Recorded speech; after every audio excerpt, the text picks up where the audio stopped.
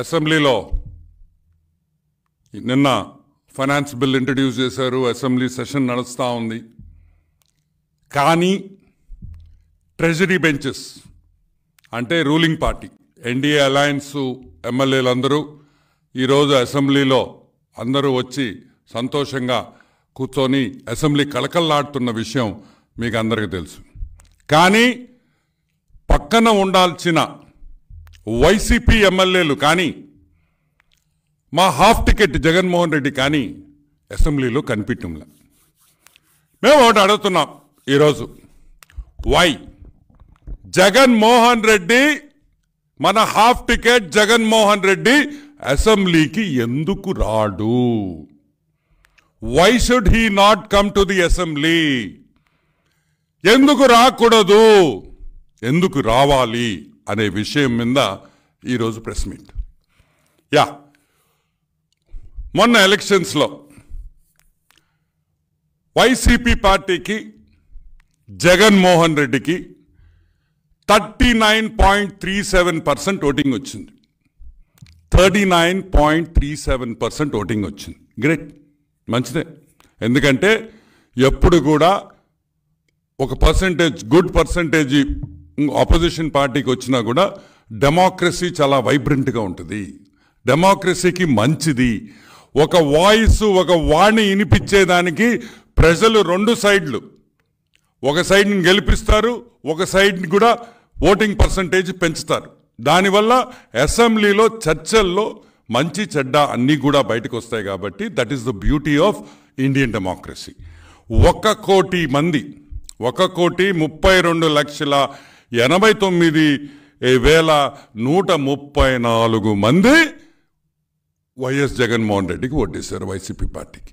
ఈరోజు మేము అడుగుతున్నాం, జగన్మోహన్ రెడ్డి నీకు 1,32,00,000 మంది ఓటేసినప్పుడు నువ్వు ఎందుకు రావయ్యా అసెంబ్లీకి అని అడుగుతున్నాం. ఏమి ఆ 1,32,00,000 మంది తప్పు చేశారా? పొరపాటున నీలాంటి హాఫ్ టికెట్ గాడికి ఓటేశారా అనే పాయింట్ ఈరోజు ప్రజలు మాట్లాడుకుంటున్నారు. ఎందుకు భయ్, ఎందుకు రా నాయన వీడికి ఓటేసామో, వీడి అసెంబ్లీకి రాడు, మన గురించి పట్టించుకోడు, ఈడేదో మన వాణి వినిపిస్తాడనుకుంటే వీడు గాయబైపోయాడు అనే పరిస్థితుల్లో ఈరోజు ప్రజలు, నీకు ఓటేసిన ప్రజలు మాట్లాడుకుంటున్నారు అనే సంగతి జగన్మోహన్ రెడ్డి గుర్తుపెట్టుకోవాలి. ఎస్, పొరపాటును ఓటేశారా, తెలియకుండా ఓటేశారా అనే అన్ని పక్కన పెడితే వాళ్ళ గురించి, మిగతా రాష్ట్రంలో ఉండే ప్రజల గురించి వాళ్ళ వాణి, ఒకవేళ తెలుగుదేశం పార్టీ చంద్రబాబు నాయుడు ఏవైనా ఒక పొరపాటు చేసి ఉండొచ్చు, ఆ పొరపాటుని మీరు అసెంబ్లీలో వినిపిస్తే మేము సరిదిద్దుకోవాల్సిన బాధ్యత చంద్రబాబు ఎన్డీఏ కూటమి మీద ఉందని కూడా నేను మనవి చేస్తున్నా. అదే డెమోక్రసీ. ఎస్, ఈరోజు పోలవరం ఎన్నెన్నో ప్రాజెక్టులు వస్తున్నాయి, కొత్త ఫ్యాక్టరీలు వస్తున్నాయి, రోడ్లు రిపేర్ చేస్తున్నాం. వీటి గురించి మంచి అసెంబ్లీకి వచ్చి మంచి సజెషన్స్ ఇవ్వండి, చెప్పండి, ఈ విధంగా చేస్తే ఇంకా బాగుంటుందని చెప్పండి, వింటాం. ఎలక్షన్స్ అయిపోయిన తర్వాత స్టేట్ డెవలప్మెంటే ముఖ్యం. రాష్ట్రం ఏ విధంగా ముందుకు తీసుకోపోవాలనేదే ముఖ్యం. మళ్ళీ ఎలక్షన్స్ వచ్చినప్పుడు మనం కొట్టుకుంటాం, దట్స్ డిఫరెంట్ పొలిటికల్గా. కానీ ఒక ఎలక్షన్ అయిపోయిన తర్వాత, ఆ ఎలక్షన్ రిజల్ట్స్ వచ్చిన తర్వాత, సిబిఎన్ గారు ముఖ్యమంత్రి అయిన తర్వాత, be a part of the government. ఈ ప్రభుత్వానికి అండ ఇవ్వండి, అండదండలతో అందరం కలిసి పనిచేస్తాం. అది వదిలేసి ఒక స్కీజోఫోనిక్గా నువ్వు ఈరోజు అసెంబ్లీ బాయ్కాట్ చేస్తాం. మేము ఈరోజు సింపుల్ పాయింట్, ఒక సింపుల్ పాయింట్ అడుగుతా. నీకు అపోజిషన్ లీడర్ స్టేటస్ ఇవ్వలేదు, దానికని నేను రావటం లేదు అని అన్నాడు. ఈరోజు నేను అడుగుతున్నా, 2019లో నువ్వు ముఖ్యమంత్రి అయినప్పుడు నువ్వు చెప్పిన డైలాగ్ ఒకటి నేను గుర్తు చేస్తున్నా ఈరోజు. చంద్రబాబు నాయుడు తెలుగుదేశం పార్టీ 5 మంది నుంచి 6 మందిని ఎమ్మెల్యేలు నేను తీసేసుకుంటే చంద్రబాబు నాయుడు గారికి అపోజిషన్ స్టేటస్ కూడా ఉండదు అని నువ్వు చెప్పిన మాట ఈరోజు జగన్మోహన్ రెడ్డి గుర్తు చేసుకోమంటున్నా. It's very important. నువ్వు మాట్లాడిన మాట హాఫ్ టికెట్ నువ్వు మర్చిపోవచ్చు, మేం మర్చిపోలేం. ఆ రోజు నువ్వు ఈ మాట అన్నప్పుడు ఈరోజు నీకు అపోజిషన్ లీడర్ వచ్చే అర్హత ఏముంది? అసలు ఎందుకు ఇవ్వాలయ్యా? ఎందుకు ఇవ్వాలి? మీకు అపోజిషన్ లీడర్గా ఏ క్వాలిఫికేషన్ ఉందని ఇవ్వాలి? చదువుకున్నావా? 0. చదువుకున్నావా? 10వ క్లాస్ ఫెయిలు. సరేలే, మా రాజశేఖర రెడ్డి బిడ్డ, మా రాజశేఖర రెడ్డికి మా చంద్రబాబు నాయుడికి మంచి సంబంధాలు ఉన్నాయి. అంటే పొలిటికల్గా వాళ్ళిద్దరూ ఎంత విరోధులో అసెంబ్లీ అయిన తర్వాత కానీ అంత స్నేహితులుగా ఉండేవాళ్ళు. రాజకీయం అలానే ఉండాలి. మనం ఎవరం భద్రశత్రువులం కాదు ఎవరికి. రాజకీయాల్లో ఎలక్షన్ ఉన్నప్పుడు మనం శత్రువులుగానే పోరాడతాం. ఎలక్షన్ అయిన తర్వాత స్నేహితులుగా, బంధువులుగా, అన్ని విధాలుగా కలిసిమెలిసి రాష్ట్రం కోసం పనిచేస్తాం. ఆ రోజు రాజశేఖర రెడ్డి ఉన్నప్పుడు ఈ విధంగా ఉండింది. ఈ రాక్షసుడు ముఖ్యమంత్రి అయిన తర్వాత జగన్మోహన్ రెడ్డి పూర్తిగా మార్చాడు. ఈరోజు అసెంబ్లీకి రానంటున్నాడు. ఈరోజు మేము అడుగుతున్నాం, ఓకే నీకు ఈలేదు కాబట్టి. అసలు మొట్టమొదటి తప్పు చంద్రబాబు నాయుడు గారు చేసింది ఆ రోజు ఫస్ట్ అసెంబ్లీ సెషన్లో నీ కార్ని గేటు దగ్గర పెట్టాల్సిన కార్ని అసెంబ్లీ లోపలికి తీసుకొని వచ్చాడు చూడు, ఆయన మంచితనం. అదే తప్పు అని మేము అంటున్నాం. అదే మేము చేసిన పొరపాటు. మిగతా ఎమ్మెల్యేలాగా కారు బయట పెట్టి నడుచుకొని వచ్చి నీ చేత ప్రమాణం స్వీకారం అందరి ప్రకారం క్యూలో చేయించుంటే బ్రహ్మాండంగా ఉండిండేది. కానీ చంద్రబాబు నాయుడు గారికి రాజశేఖర రెడ్డి మీద ఉండే మమకారంతో వాళ్ళ బిడ్డ కాబట్టి నీకు అంత గౌరవం ఇచ్చాడు, అవసరం లేకపోయినా అని కూడా నేను మనవి చేస్తున్నా. అవునా కాదా? నిన్ను అసెంబ్లీ వరకు తీసుకురావాల్సిన పరిస్థితి ఉందా లేదా?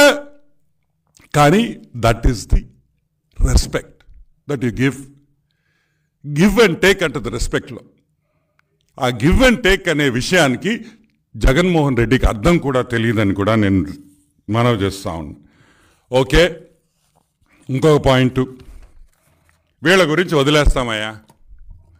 ఈ హాఫ్ టికెట్ గురించి పక్కన పెడితే, ఈ హాఫ్ టికెట్ కాకుండా ఇంకెంతమంది ఉన్నారు? 10 మంది ఎమ్మెల్యేలు ఉన్నారు. ఈ 10 మందికి వచ్చిన ఓట్లన్నీ 8,93,333 ఓట్లు ఈ 10 మంది ఎమ్మెల్యేలకు ఇచ్చారు. వచ్చినాయి, ప్రజలు ఓట్లేశారు మీకు. ఈరోజు మేము అడుగుతున్నాం, సరే మీ క్యాండిడేట్కి అయితే బుద్ధి లేదు, మీ జగన్మోహన్ రెడ్డికి రానన్నాడు, మీకేమైంది? ఎందుకు రారు మీరు? మీకేమైంది? ఈడ 8 లక్షల మంది మీకు కాన్స్టిట్యుయెన్సీలో ఓటేస్తే పట్టించుకోరా? రారా?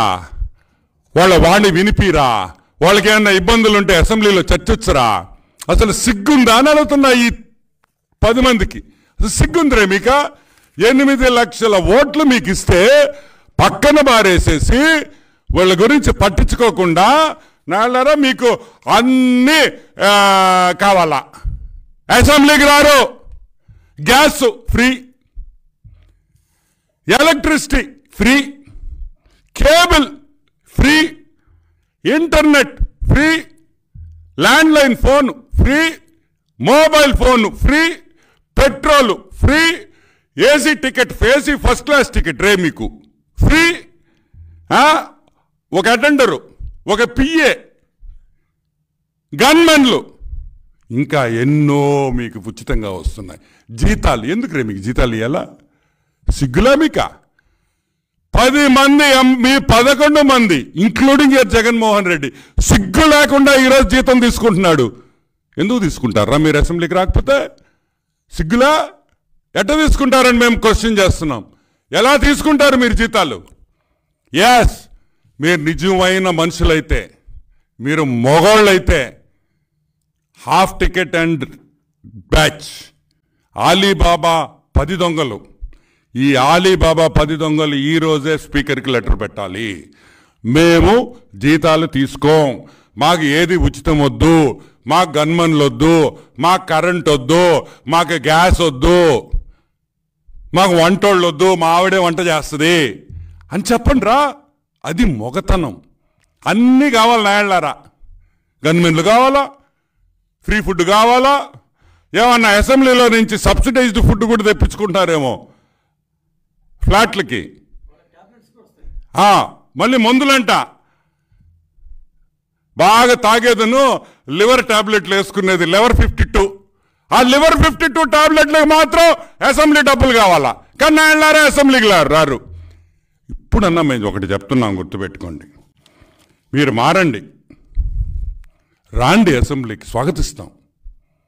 మేము మంచి చేస్తే మీరు పొగడబల్లే, మేము మంచి చేస్తే మీరు పొగడబల్లేదు. మేము తప్పు చేస్తే ఏలెత్తి చూపిండి, స్వాగతిస్తాం. మేము మారుతాం. మేము ఎవరు పర్ఫెక్ట్ కాదు ఈ ప్రపంచంలో, ఎక్కడో ఒక దగ్గర తప్పు జరగద్ది కాదంటాం. ఆ చేసిన తప్పులు మీరు ఏలెత్తి చూపించాల్సిన బాధ్యత మీ ముందుంది.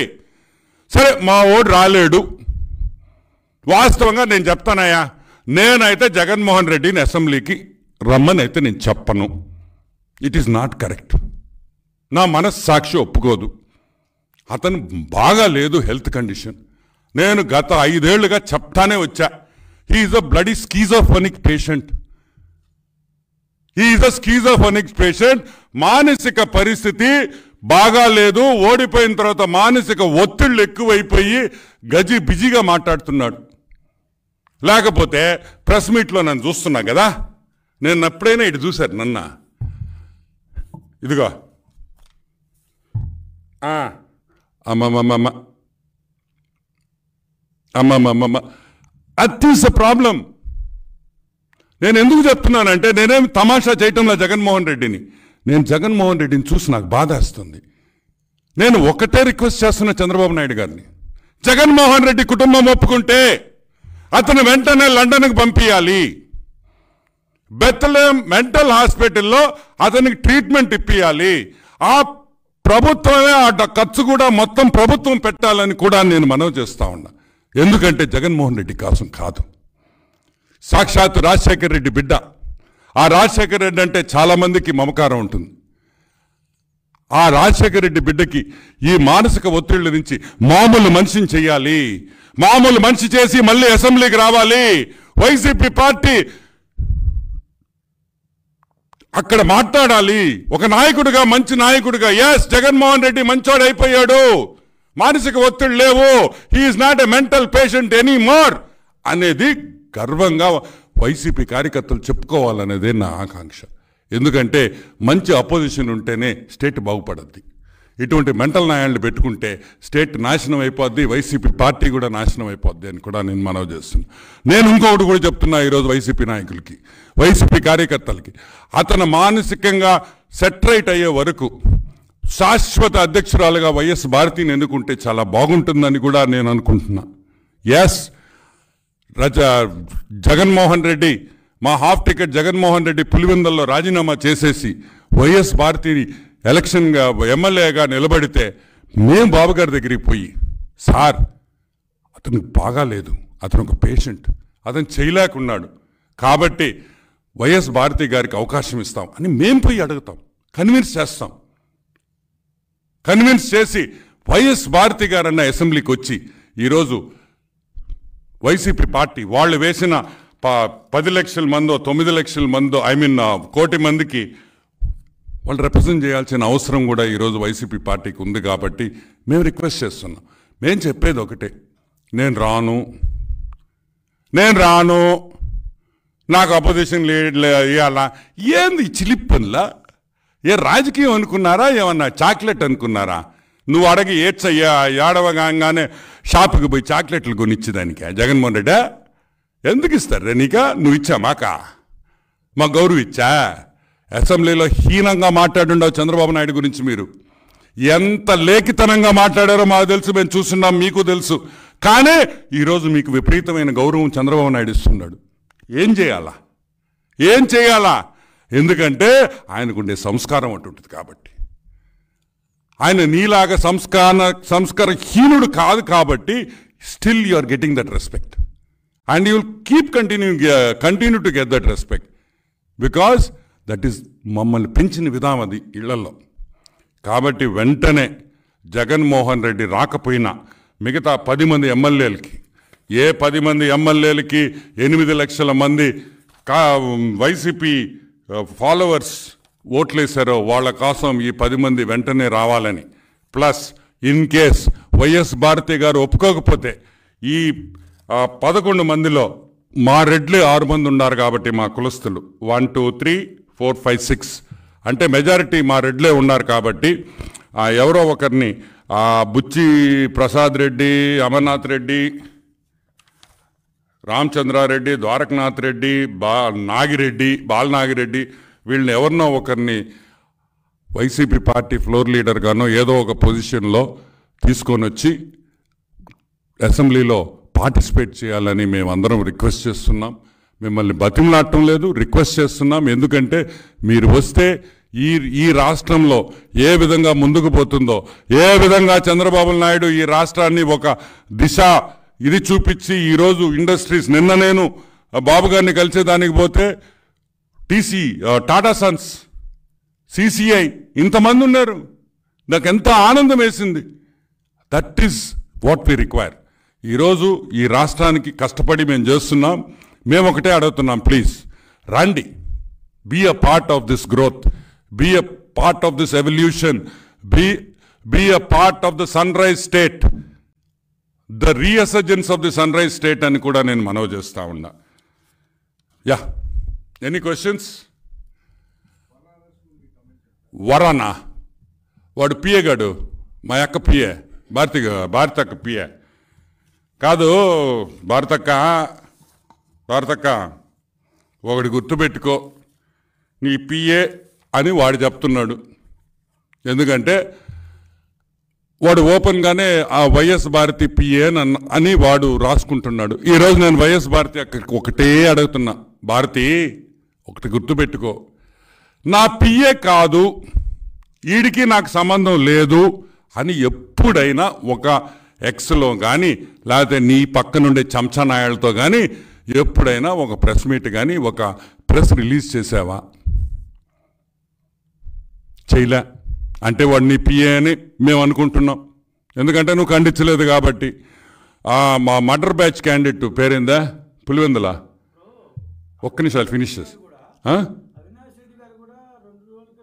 అదే చెప్తున్నా. Pulivendula murder batch Avinash, Pulivendula murder batch Avinash 3 సార్లు వర్రా రవీందర్ రెడ్డి గారు ప్రెస్ మీట్ పెట్టారని అంటున్నారు.